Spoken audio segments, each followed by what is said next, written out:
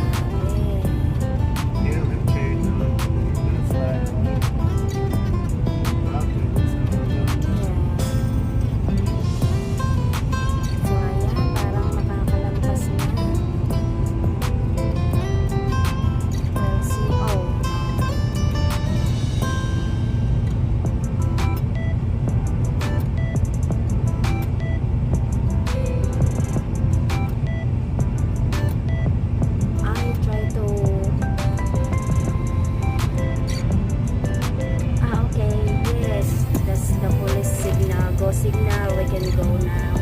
So thanks guys. Okay, I thought it's not the police.